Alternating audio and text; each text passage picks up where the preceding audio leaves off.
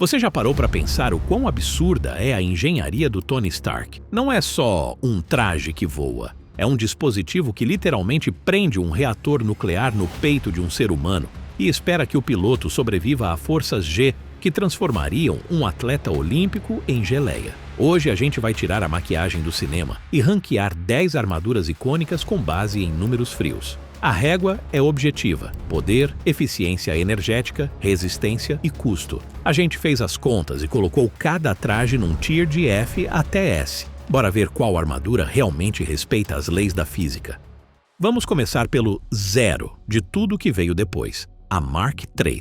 É a clássica vermelha e dourada do primeiro filme do Iron Man. E ela define o que a gente espera de tecnologia Stark. Quando o Tony construiu isso, ele não estava pensando em nanotecnologia ou viagem espacial. Ele estava resolvendo um problema atmosférico bem específico. A Mark III é feita de uma liga de ouro e titânio. No mundo real, titânio é usado na indústria aeroespacial porque tem uma relação resistência-peso incrível. Mas misturar com ouro, isso fica denso demais. Ouro é pesado, cerca de 70% mais denso que chumbo. Ele fez isso para resolver o problema do congelamento em grande altitude, garantindo que o traje não travasse. Ótimo para confiabilidade, péssimo para o peso. Isso aqui é um tanque voador, não um caça. Em termos de poder, a Mark III é sólida, mas ainda primitiva. Ela usa o reator Arc de Paládio Mark II, que entrega algo como 3 gigajoules por segundo. Isso é energia para tocar uma cidade pequena, mas os repulsores e os estabilizadores de voo sugam energia como um buraco negro. Você tem voo padrão e blasts de repulsor, só que falta a versatilidade dos modelos mais avançados. E tem o custo, e o fato do Tony ter destruído a própria garagem e vários carros de luxo testando isso. É hardware caro. Com 22 de 40, cai no Tier P. É o Honda Civic das armaduras do Iron Man. Confiável, mas pesado.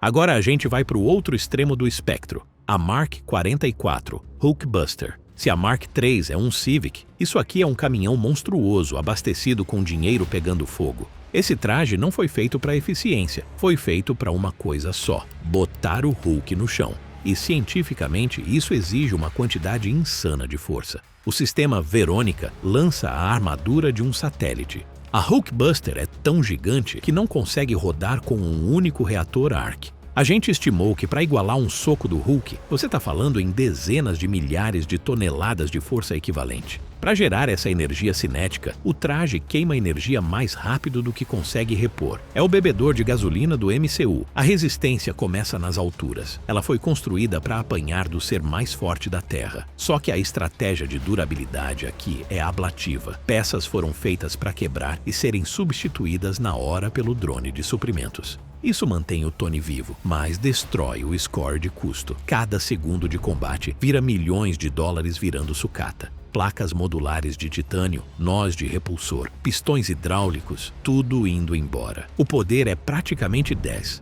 mas a falta de agilidade puxa para baixo. Com 20 de 40 fica no Tier C. É um monstro, mas logicamente um pesadelo logístico. Vamos voltar para onde tudo começou. A Mark P, a armadura construída numa caverna com uma caixa de sucata. Nostalgia à parte, olhando isso só pela lente da física e engenharia, é uma armadilha mortal para o cara lá dentro. Resistência é o maior problema. A carcaça é feita de partes de mísseis e ferro. Beleza, ela para bala leve. Mas repara o que não existe aqui: absorção de impacto. Em trajes modernos, você tem camadas de gel e acolchoamento. O Tony está com uma jaqueta de couro por baixo de metal puro. Quando ele cai no deserto a velocidade absurda depois da fuga, a transferência de energia teria quebrado todos os ossos do corpo. Ele não deveria ter saído andando. Ele deveria ter sido derramado para fora das botas. O poder praticamente inexistente. O mini-reator Arc mal mantinha os estilhaços longe do coração, quanto mais alimentar um traje. Os lança-chamas eram químicos, e o voo foi uma queima única de combustível sólido sem controle nenhum. Isso não é traje de voo, é um morteiro humano. E o custo? Você pode achar que é o mais barato porque o material foi roubado, e financeiramente, comparado com Liga de Ouro Titânio, ele é mesmo quase de graça. Com 14 de 40, é Tier F, sem dó. Mal funciona, e o trem de pouso é o seu próprio fêmur. Cientificamente, é um desastre. Agora a Mark 42, muitas vezes chamada de Prodigal Son. Esse traje introduz propulsão preensil. Cada peça da armadura tem seu próprio sistema de voo e pode se encaixar no Tony de forma independente. Como robótica, é um espetáculo. Como engenharia estrutural, é uma bomba relógio. Em engenharia, toda emenda é um ponto fraco. Uma placa única é mais forte do que duas placas presas. A Mark 42 é feita de emendas. Por isso, ela estilhaça em 1000 pedaços quando é atingida por um caminhão em Iron Man 3. Ela perde rigidez estrutural porque prioriza montagem modular. E pensa na logística. No filme, as peças voam atravessando o país. Isso implica um sistema de guia em cada luva, bota, placa. Manutenção disso é um inferno. Se um propulsor falha, você está lutando com uma perna só. Poder é alto pela versatilidade. Você chama o traje de longe, mas energia vira uma dor de cabeça. Cada parte precisa de bateria própria ou de transferência sem fio, que perde energia no caminho. E a resistência? Talvez seja a mais frágil da linha principal. Ela foi feita para velocidade e praticidade, não para tancar porrada. Quanto ao custo, o P&D para fazer uma interface neural controlar 42 drones voadoras é absurdo. Você está pagando software, não placa de metal. Com 17 de 40, cai no Tier D. É um truque legal. Mas se você precisa sobreviver numa zona de guerra, você não quer uma armadura que desmonta quando você espirra. Entrando no sci-fi puro, temos a Bleeding Edge, ou Model 37. Aqui é a virada da engenharia mecânica para nanotecnologia. Nos quadrinhos e depois no MCU, esse traje fica armazenado dentro do corpo do Tony. Para e pensa na biologia disso. Se você guarda uma armadura dentro da medula ou sob a pele, você não está só carregando peso, você está deslocando tecido humano. A lei de conservação de massa está aí. Se o traje pesa 90 quilos, o Tony passa a pesar 180. Os joelhos dele viram pó. É tipo o T-1100 do Terminator, só que com complexo de herói. A densidade de energia para manter esses nanobots ativos transformaria um humano normal num radiador. A eficiência energética é alta porque roda direto no reator do novo elemento, mas a dissipação de calor é o assassino real. Resistência, por outro lado, beira o infinito. Ele se autorrepara. Arrancou um braço? Os nanobots constroem outro. Poder é praticamente ilimitado porque o traje pode formar qualquer arma que o Tony imaginar, de canhões a escudos. Custo, você está reescrevendo biologia humana e usando tecnologia séculos à frente da ciência atual. Com 30 de 40, entra no Tier S. Ele quebra as leis da física tão forte que quase vira magia. E por isso, é uma das coisas mais perigosas da Terra. Vamos voltar para o chão com a Mark V de Iron Man 2. É querida pela sequência de montagem, mas mecanicamente é uma concessão. O objetivo aqui é portabilidade. Comprimir um traje num formato de maleta. Para fazer isso, o Tony sacrificou quase tudo que torna o Iron Man duro. Pensa nas dobradiças. Para dobrar um traje desse jeito, você precisa de milhares de microjuntas. Em engenharia, peça móvel é ponto de falha. Um grão de areia no engrenagem errada e o capacete não fecha. É um pesadelo de confiabilidade. Olha a blindagem. Não é ouro titânio grosso, provavelmente é aço leve ou uma malha fina de titânio em camada única. Tem que ser fino para dobrar tipo origami. Isso derruba a resistência. A gente viu os chicotes elétricos do Whiplash rasgarem isso como papel molhado. Não tem camada isolante, então ataque elétrico ou calor extremo vai direto no piloto. Poder também é bem reduzido. Tem repulsores, mas não tem artilharia pesada, mísseis e capacidade de voo sustentado como a linha principal. É uma unidade de emergência, não um traje de guerra. Energia é ok porque roda sistemas menores, mas a bateria deve ser pequena para caber no formato. Custo é alto pela miniaturização, mas menor que os Nanotech. Com 18 de 40, fica no Tier D, melhor que nada. Mas se você sabe que vem briga, você deixa a maleta em casa. Chegamos ao ápice do MCU, a Mark 85. Se a Mark 50 de Infinity War era o beta da nanotecnologia, isso aqui é a versão final. No filme anterior, o Thanos atravessou a Mark 50 como se fosse papelão molhado, porque a camada nano era fina demais. O Tony aprendeu. A Mark 85 usa uma nanoestrutura mais densa e em camadas, imitando a musculatura humana, mas com a dureza do clássico ouro-titânio. Ela resolve o maior problema de armadura fluida: dispersão de impacto. Em vez de só absorver o golpe, ela endurece instantaneamente para desviar. O stat mais absurdo aqui é gestão de energia. Essa armadura canalizou a energia das 6 joias do infinito. A gente está falando de radiação cósmica que deveria vaporizar o Tony na hora. O fato do traje conseguir redirecionar esse surto para longe dos órgãos vitais por alguns segundos implica uma rede supercondutora que humilha a física moderna. Tem a versatilidade da Bleeding Edge com a durabilidade de um tanque. Só que o custo é astronômico. Você está pagando por nanotech que cria escudos complexos, redirecionadores de raio, suporte de vida em tempo real. É a peça de hardware mais cara do MCU e entrega quando o universo está em jogo. Com 28 de 40, garante Tier S. É o equilíbrio perfeito entre ataque e defesa, limitado só pelo corpo mortal dentro dela.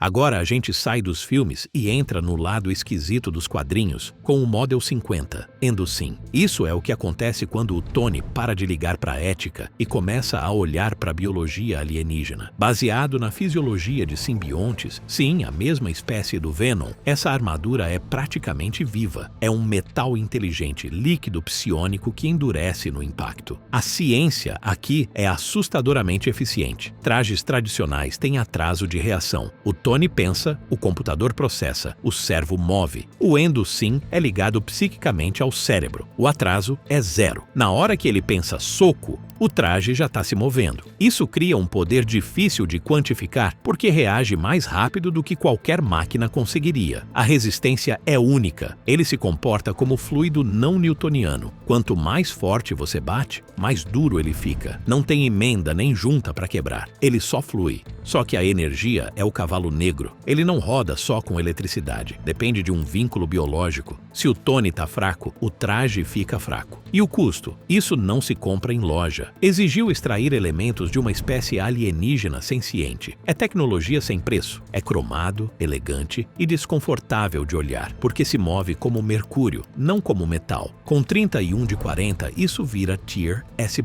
Talvez seja o traje mais avançado que o Tony já vestiu. A ponte perfeita entre homem e monstro. Se o Endosim é o pesadelo biológico, o Model Prime é o sonho do engenheiro. Esse traje foi criado para resolver o problema do trouxe o traje errado. Normalmente o Tony tem um traje para espaço, um para stealth, outro para carga pesada. O Model Prime é tudo isso ao mesmo tempo. Ele usa escamas hexagonais que mudam a geometria para trocar completamente a função do traje. Do ponto de vista da física, isso é engenharia de tesselação turbinada. As escamas podem expandir para aumentar massa e virar um Hulkbuster Light, ou contrair e mudar de cor para missões furtivas. É o hack máximo de eficiência. Você não precisa de 50 armaduras no Hall of Armor. Você precisa dessa aqui. A resistência é alta porque a estrutura hexagonal distribui força de forma uniforme, igual colmeia, uma das formas mais fortes da natureza. O poder se mantém alto porque ele adapta armamento à ameaça. Precisa de canhão? As escamas viram canhão. Precisa de espada? Tá na mão. Energia é otimizada porque o traje só energiza as escamas que está usando naquele momento. Gestão inteligente de energia. Custo é alto pela complexidade da robótica de cada escama, mas como ele substitui 50 outros trajes, no longo prazo ele vira economia. Com 33 de 40, é Tier S, sem discussão. Não é o mais forte no bruto, mas é o projeto mais inteligente que o Tony Stark já fez. Por fim, a gente chega no teto absoluto da carreira do Tony, o Godbuster, ou Model 63. Se a Mark Payne era a biologia brigando com a física, o Godbuster é a física desistindo e indo embora. O Tony desenhou essa armadura dentro de uma simulação de realidade virtual chamada Escape. Nesse mundo digital, a mente dele não era limitada pela velocidade de processamento de um cérebro biológico. Então, ele conseguiu conceber uma armadura que ignora a engenharia engenharia mecânica padrão usando massa virtual para criar armamento impossível. A gente está falando de projeção de energia no nível de supernova. A resistência é igualmente sem noção. Aguentou ataques que quebram planetas com facilidade. Só que a energia vira paradoxo. Ele gera poder infinito, mas a pressão no tecido da realidade é o verdadeiro consumo. E o custo? Custou a sanidade do Tony. O traje era tão absurdamente poderoso, tão capaz de destruição total, que ele destruiu a própria armadura imediatamente depois da batalha. Ele considerou perigoso demais para qualquer um, inclusive para ele. Não era ferramenta, era um evento de extinção esperando para acontecer. Com uma pontuação que quebra a calculadora, ele fica sozinho no Tier Deus. É o único traje dessa lista destruído pelo próprio criador por medo, provando que inteligência suficiente transforma um humano em assassino de divindade. É o topo da lista. A ciência deixa uma verdade bem clara. O superpoder do Tony Stark nunca foi dinheiro nem metal. Foi a recusa obsessiva em aceitar limites humanos. Ele saiu de uma caverna e chegou no cosmos, transformando a própria mortalidade em arma. E se você quiser ver a gente quebrando a física do escudo do Capitão América no próximo, se inscreve e manda nos comentários.